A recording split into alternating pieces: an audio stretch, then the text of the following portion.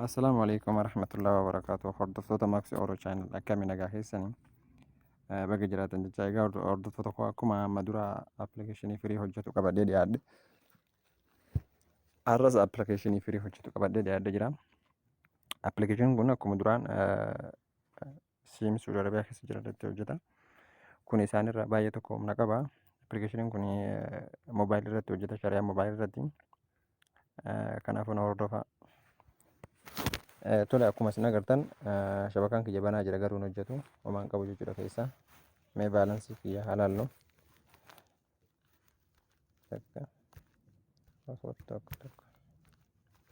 Moobaayilii irratti hojjeta. Tole ni ilaalla. Tole akkuma isin agartan kan homaa keessaan qabu jechuudha. Daataanis mallaqnis homaa keessan jiran duwwaadha jechuudha. Tole isumaanuu yuutuubii bannee halaallu.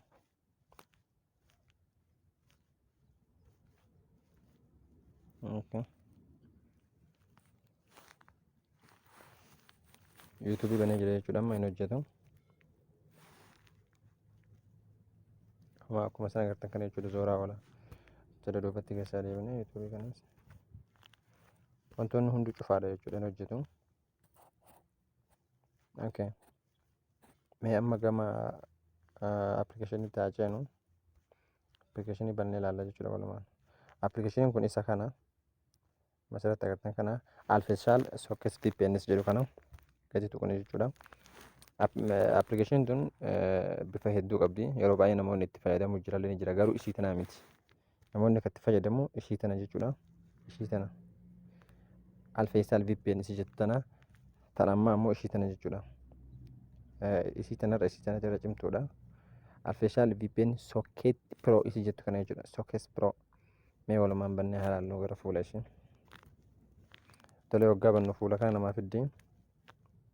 Akkanatti dhufti jechuudha waggaa bannu. Asirratti fakkeenyaaf tokkoffaa kanarra yoo ta'u Fireleem jedha. Asirratti sarvisii yookiin immoo pirootokoolii kamirratti akka hojjetu nu gaafatti. Asirratti pirootokoolii hundi ni hojjeta jechuudha. Biyyaansi tokko lama qofatu kan hin hojjenne. Fakkeenyaaf 10 irra akkuma jiru kanatti 10 8 9 hundi ni hojjetame 10 irra haa goonu. Asirratti deebinee kagadaanu kanarra waggaa dhaynu.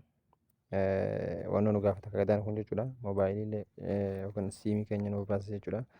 Asirratti siimii moobaayil firii ka jedhu keessa barbaadna. Fakkeenyaaf asirratti ni jira gara gadaanu kana dhuftanii.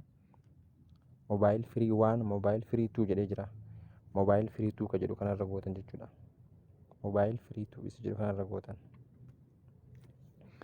Waggaa asirra gootan isa jalaa kanarra isa asaan kanarra gootan jechuudha. Mallattoo xiqqoo tan bantanii SS taanaal isa jettu kanarra keettan jechuudha.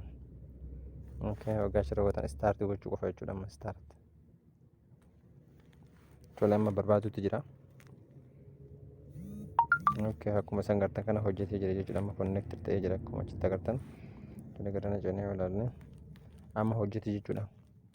Disconnected agartee ni hojjete jechuudha asirratti amma. Akkuma isin agartan kana hojjetee jira gadi harkisnee ilaalle.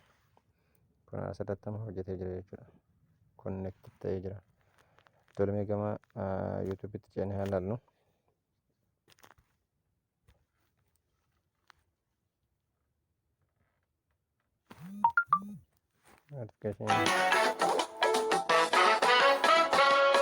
Tole akkuma isin agartan kana viidiyoo kana bannee akkuma amma banaa jiru kana yoo bannee ilaallu.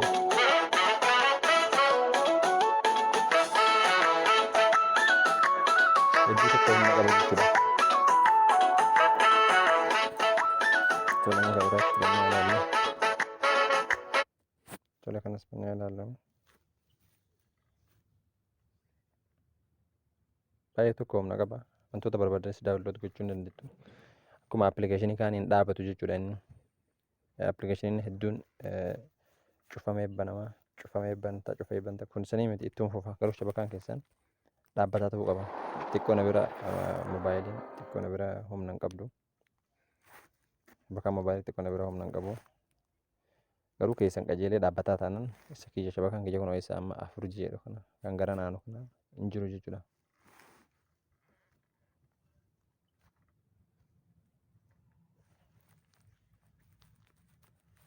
Kunina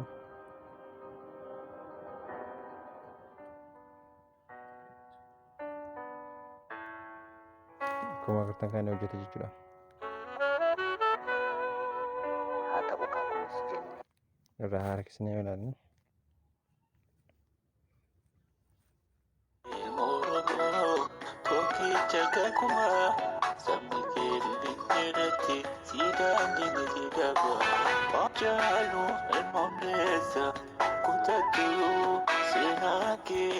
tole haaluma kanaan hojjetaa itti fayyadamaa isiniin jedha.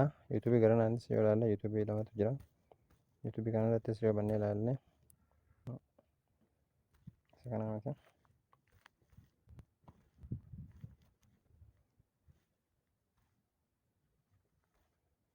Asirratti yoo ilaalle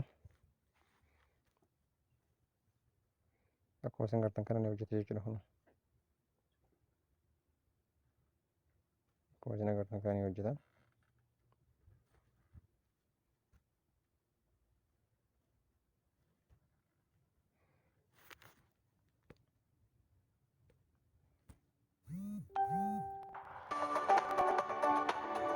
Sirriitti saffisaan hojjete jechuudha. Kanaafuu liinkii appilikeeshinii kana appilikeeshiniin kun isa kana alfiisaal sookes firii jedha. Isa kanaan garaagarummaa qaba jechuudha. Kanaafuu liinkii appilikeeshinii isa yoo barbaadanis gama googiliitiin pilaastoorii keessa waan argamu fakkaatu yeroo baay'ee nama achi hin bu'u. Kiroomiin keessaa ni argattu. Isa kana keessa as keessa ni argattu jechuudha. As keessa maqaa isaa barreessitanii ni argattu. Kiroomiin beektaa as ta'e kiroomiin kana keessa ni argattu jechuudha. Kanaafuu maqaa isaa barreessitanii gadi buufattanii itti fayyadamuu dandeettu. Hin dhaabbatu akka appilikeeshinii kanneen xiqqoo xiqqoo hojjetee hin dhaabbatu.